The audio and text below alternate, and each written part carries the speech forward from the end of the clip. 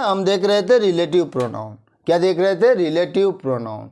क्या होते हैं रिलेटिव प्रोनाउन? ये देख भी लिया था, पर आज और समझ लीजिएगा। वे प्रोनाउन जो अपने पहले, है ना, जो अपने पहले किसी नाउन को, प्रयुक्त नाउन या नाउन के इक्विवेलेंट वर्ड्स को, ठीक है ना, से संबंध बताते हैं।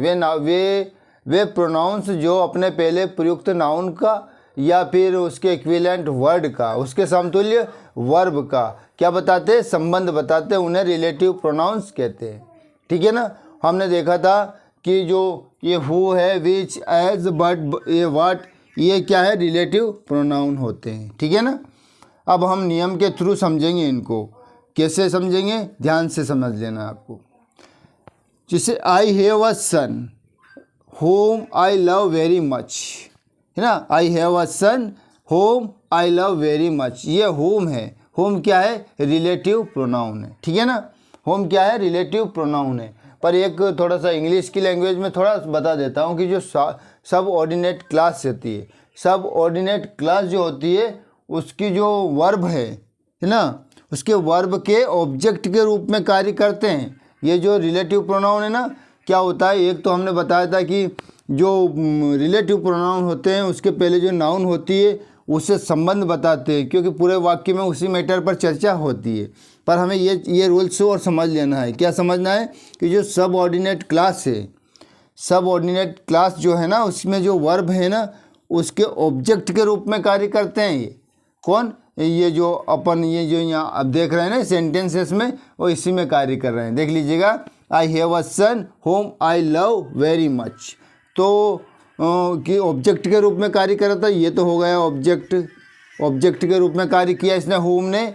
और जो वर्ब है, क्या है? वर्ब लव है, प्यार करता है। तो मतलब क्या हुआ? इसका मतलब क्या हुआ?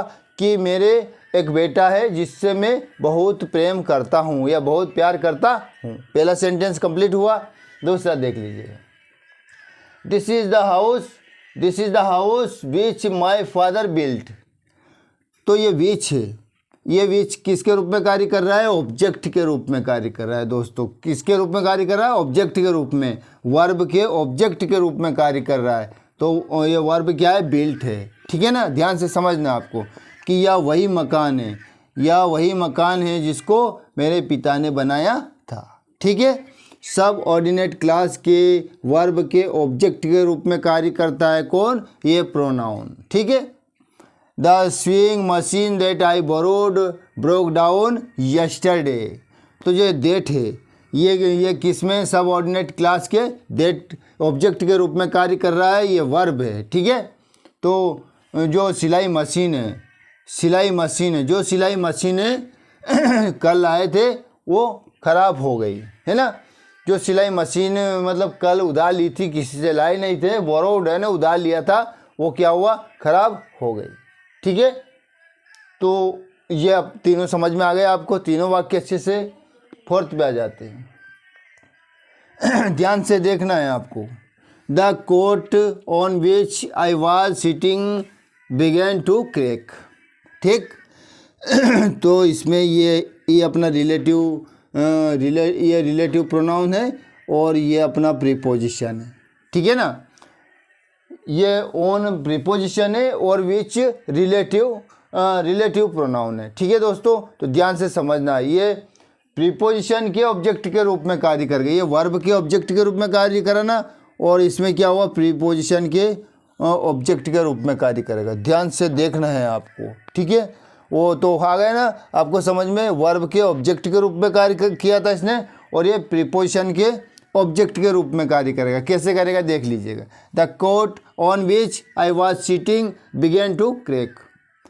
जो खाट है ना, जिस पर मैं बैठा ही था, मतलब जिस खाट पर मैं मतलब बैठा था, तो वो क्या करने लग गई थी? बिगेन टू क्रैक, चरमराने लगी थी। तो सब ऑर्डिनेट क्लास का जो प्रीपोजिशन है उसके ऑब्जेक्ट के रूप में कौन कार्य कर रहा है? ये रिलेटिव प्रोनाउन। ठीक है। आगे देखिए, this is the pen with which, ये प्रीपोजिशन है और ये रिलेटिव प्रोनाउन है। With which we usually write.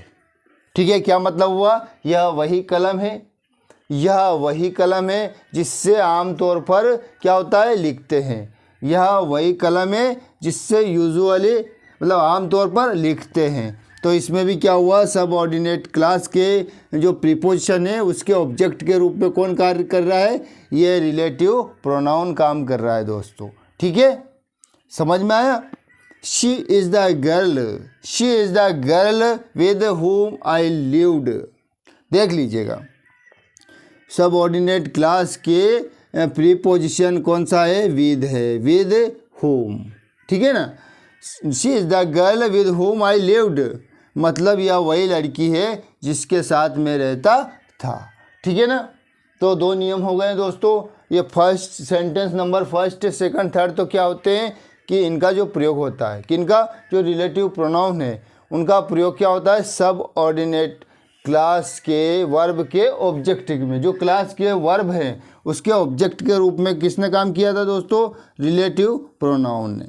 ठीक है ना। किस कुछ सेंटेंस में, 1 2 3, 3 सेंटेंस में तो ये जो सब ऑर्डिनेट क्लास के वर्ब है ना उसके ऑब्जेक्ट के रूप में कार्य किया था दोस्तों। और अपने सेंटेंस 4 5 6 है ना, 4 5 6 ने क्या हुआ था इसमें, 4 5 6 में क्या होता है, जो सब ऑर्डिनेट क्लास है उसके जो प्रीपोजिशन है, सब ऑर्डिनेट क्लास के जो प्रीपोजिशन है उसका ऑब्जेक्ट के रूप में कार्य किसने, ये जो रिलेटिव प्रोनाउन है इन्होंने किया था। देख लीजिएगा, ऑन विच, विद होम। ठीक है ना, आ गए समझ में आपको। ठीक है, अब हम नेक्स्ट क्लास में एग्ज़ाम के पॉइंट ऑफ व्यू से समझेंगे दोस्तों। बहुत अच्छे क्वेश्चन समझेंगे फिल इन द ब्लैंक्स के रूप में। कैसे समझेंगे हम, फिल इन द ब्लैंक्स के रूप में। Thanks for watching me, thanks for listening me, thank you very much.